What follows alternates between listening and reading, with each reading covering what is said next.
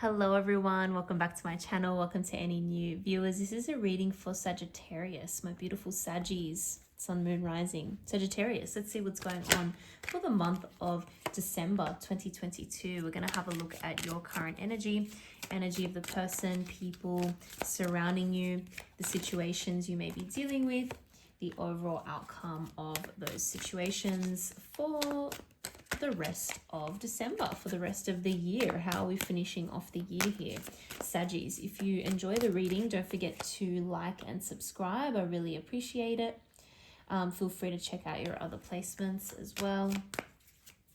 Let's see what's going on, but I'm going to pull a few for the main spread and then we'll pretty much get right into it.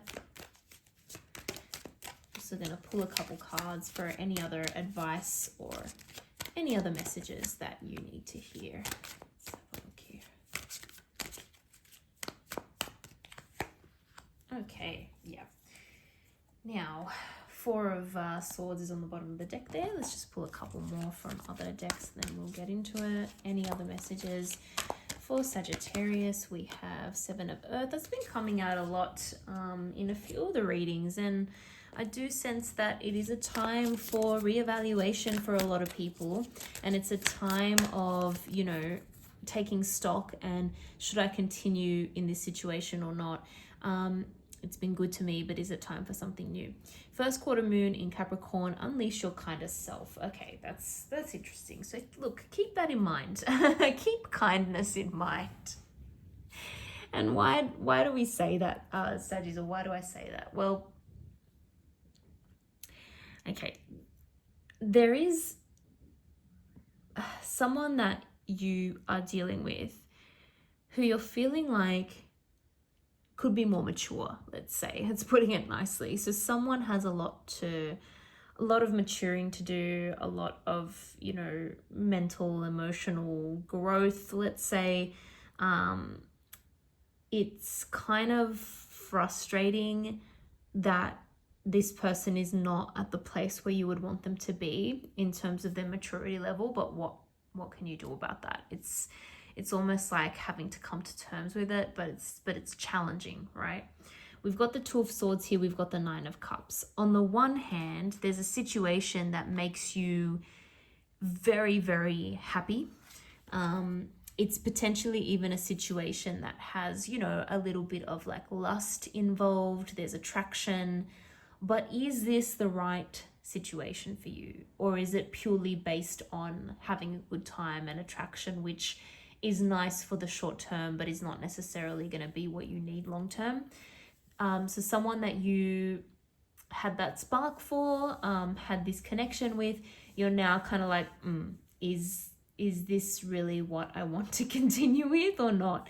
And there is also this sense of not really having all the information, not really knowing what to do, being a little bit confused about this, but certainly needing to make a decision at some point. I think you've realized that it can't just keep going on like this forever, because there's also a sense that it's just not getting to that next point where you would like it to get, unfortunately. So it's, again, that sort of dilemma of what do I do? And you may be, you know, thinking about the pros and cons of this. You may be thinking about how much time you want to potentially put into this. If you've already invested time into it, is it worth your time? That kind of thing. So all these sorts of questions. And we do have a lot of watery energy, even though this isn't a card of swords, which is, you know, that kind of mental going back and forth about this. There is also this sense that you need to trust your intuition. And again, with the cups and more imagery in this card, it's like you need to sort of maybe tap into what you're feeling rather than what you actually think about this situation, because that's going to give you more information about what to do. It's like you're getting a hunch that something either needs to change or possibly it's time to move on, but something's not 100% right because you're missing something and you're not getting to that final point. And if this is to do with a romantic relationship, a personal relationship, you're missing what's required to get it to that 10 of Cups, which means what is going to make this, you know, ultimately a happy connection, what is going to fulfill you fully. It's not quite there. Now we've got the Six of Cups, we've got the Page of Wands. The fact that a page is coming through, this is why I'm thinking you could be dealing with someone either younger than you or with, again, the maturity level is not there. It's not at that point where you would like it to be. So Six of Cups, it's very childlike energy as well. I will say, you know, it's possible there are children involved. It's possible this person has children, but I'm actually not seeing that too strongly. What I'm seeing more of is they are like a child themselves. Still, in many ways, they haven't grown up. It could just be their kind of personality.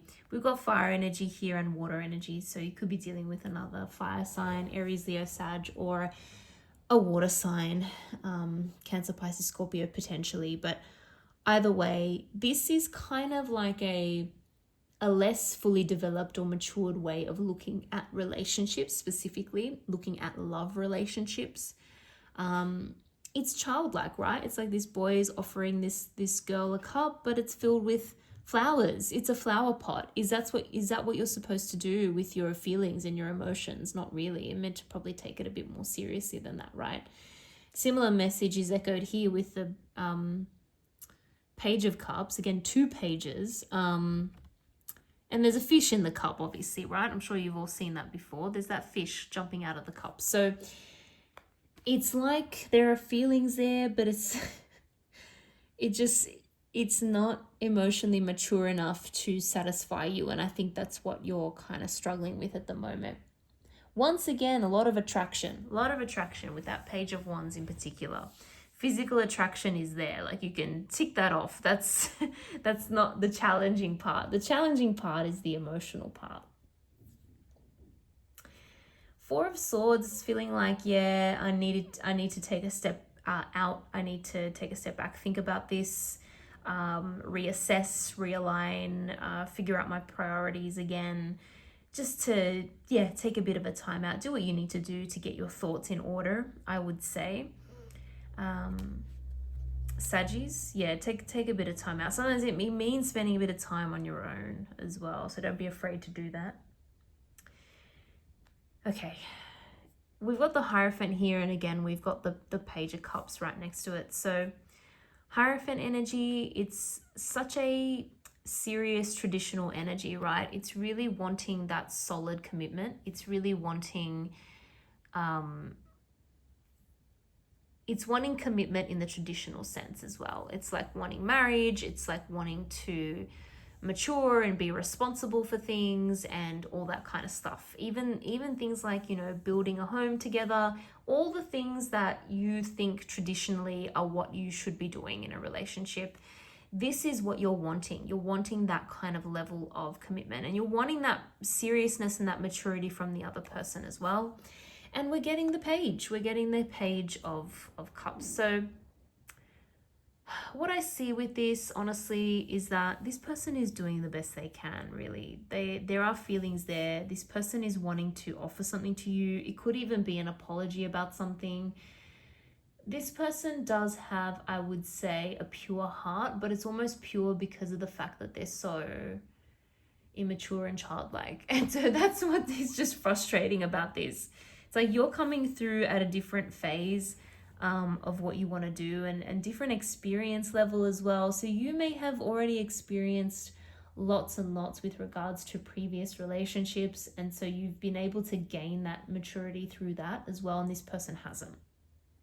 It's almost like this person is just starting out in the love game, interestingly. So even if they're the same age as you, they could be younger, but even if they're the same ages or older, it's more about that emotional level of what they've experienced and how they come to you as well. Like there could be things that they say to you, for example, and you're just like, that is such a basic thing to say. Like you should know not to do that, or you should be able to do it in a different way. It's just showing their innocence and their lack of experience, basically. But like I said, I'm not seeing anything. I'm not seeing anything bad about this person. It's more that. It's just they're not at the level you want them to be. Now, first quarter moon in Capricorn, unleash your kindest self.